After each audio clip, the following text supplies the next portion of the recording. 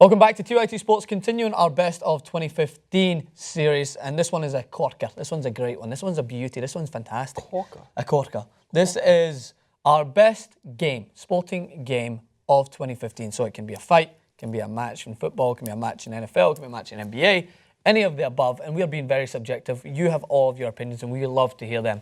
Could be the playoff between Jordan Spieth. It could be anything. But what is yours, Jason? Before I get to my actual one, beating you with Mario Balotelli in FIFA. That was up there. One of the best games of the year. Go check out that clip. Catch it! Go!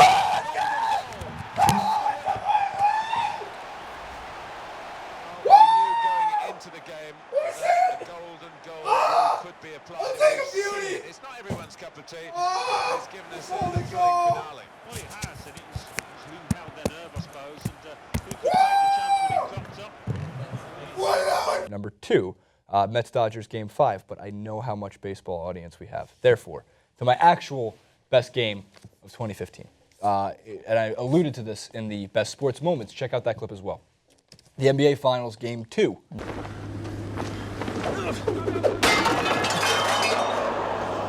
Are you not entertained? Are you not entertained? I mean, are we not entertained, boys? J.R. Jackson, Jeremy Rucker, Jason Rubin here to break down NBA Finals Game 2. It's been proven LeBron can beat the Warriors, at least in the Game 2 setting. Again, I mentioned in that other clip, I know the Cavaliers didn't go on to win the finals, but if you were watching that game, that was one of the most amazing solo performances I've ever seen in NBA history. At no point except for 5 minutes left in the fourth quarter, the Cavs were up by 10, but the Warriors storm and come back, of course, in such Warriors fashion, to force a second straight overtime in Game 2, because there was overtime in Game 1, and Mon Shumpert one shot away from making the Cavs win that game. The whole way through, I just rewatched it before we did this clip, because I remembered it being so neck and neck, so many lead changes, so much on the line at the NBA with the best matchup we could have asked for. I know some people would want the Clippers there.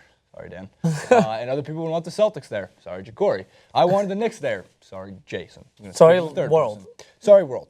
But when you go back and watch that game, just the solo performance by LeBron after Kyrie went down, it was so remarkable. It's what sums up how the NBA is played right now. I think the product's getting better. I've never been more obsessed with basketball in my life. Ball is life, Francis. Remember that? Go rewatch that game. The moments, LeBron driving to the hoop, LeBron using his left, LeBron being forced to use his left, and everyone realizing, oh, shit, LeBron's got a left. Then LeBron falling back on threes. Oh, he can't shoot. LeBron hitting threes. On top of that, Klay Thompson knocking down at like the clutchiest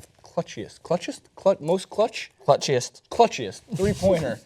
One of them I've seen in NBA Finals, at least since Ray Allen hit one for the Heat. Remember that? I know, of course you do. Big That Heat was fan. against Spurs, right? That is my best game. Go check it out. It's great. If you didn't get to see it live, go watch it again. I'm always captivated when you talk, Jason, but I was captivated about your explanation of that. And it is why we love talking about sports here, and it kind of transcends why this... To stay in frame. To not be a sports fan is the same thing as, I'm sorry, vegetarians don't understand. Like, have you tried bacon? But the same thing as like sports fans as well. It's just, I love being a sports... bacon of life. Yes, of life, it is. So I'm going to go in a similar fashion as yours. There's some honourable mentions in there. The sheer emotion that emerged from Holly Holm after knocking out Ronda Rousey is one that has to be mentioned for me. She obviously fought against many odds. Everyone expected in the world Ronda Rousey to win that comfortably. Except our comment section. Except our comment section. And she won it so emphatically that it has to be acknowledged as one. Second one is, it's not Champions League final, because that was a great game to watch. It was a good final. But my game in the Champions League, and I think even Dan, our EP, who remembers this game, PSG versus Chelsea. PSG struggling against all odds, down to 10 men. And then they managed to beat Chelsea, who were in form, champions of England at that point, and go through the raw emotion on Thiago Silva when he scores that header, on David Luiz when he scored. Gave me chills. Gave me chills throughout, just to know how important it was for them. It isn't my game of the year. It isn't. But it is a very good mention. And this is going to shock all you. The game for me is at the start of the season. It is the Seahawks versus the Patriots. Because the reason why is I'm undoubtedly a know-it-all at football. I think I could out-talk anyone in the world. I say that boldly on the world football. Put anyone against me, I can hold my own talk against it. I know the sport inside out. I'm trying to further my knowledge in all other sports. In that game, made me love American football. It made me appreciate it. I've always watched it, but it made me appreciate it. When you have that much on the line, you have a coaching decision, you have the confidence of your team, you have someone who is so humble but also so admirable, and Russell Wilson taking the ball into his hands and making a decision, but also someone who overcame the adversity of not being, I would say, considered to be one of the best in his position. And Malcolm Butler wasn't. I think the Patriots took him. He wasn't drafted, correct? And he was someone that came through the ranks in order to make it into the team and had this moment in his hands to change the game, change the Patriots fans that moment in their memory for life. And he had studied that. He had studied that play. He knew exactly what Russell Wilson was going to do. People are shouting, Marshawn Lynch should have ran the ball. Of course, Pete Carroll should have made a different decision, blah, blah, blah. But that guy's, I would say, his intuition for the game, his intelligence, his never say die attitude won that game for the Patriots. And that will live long in my memory, as much as I'm not as diehard an American football fan as soccer, world football, is that made me love that game more. And I love the NBA, and I love the moments that I've seen, and some incredible moments in my life. I've been watching the NBA as well, and LeBron James. But that was just like, all right, I can dig this sport. I can dig it. You can dig it? Can you dig it? Can you smell what The Rock is cooking? I smelt it. When The Rock and Ronda Rousey got together at the WWE in Levi's Stadium. It's a good one as well. Not in San Francisco, Carson, California. What about some other ones? Any other ones that resonate before we end up on games? Specific games? You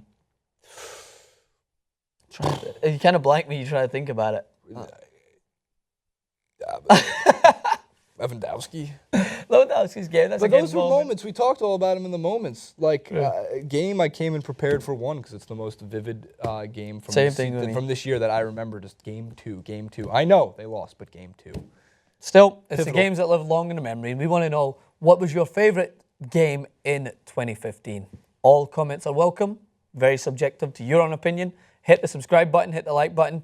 Jason Rubin 91 on Twitter and Instagram. Francis_Maxwell on Twitter. Francis Maxwell TYT on Instagram. And if you're into Snapchat, where can you find you on Snapchat? I don't know what it is, and I'm not about to give over my phone number for you guys. Mine's is Franny Boy, so FRANNYBHOY 1. Boy is how you say Celtic fans in Scotland, BHOY.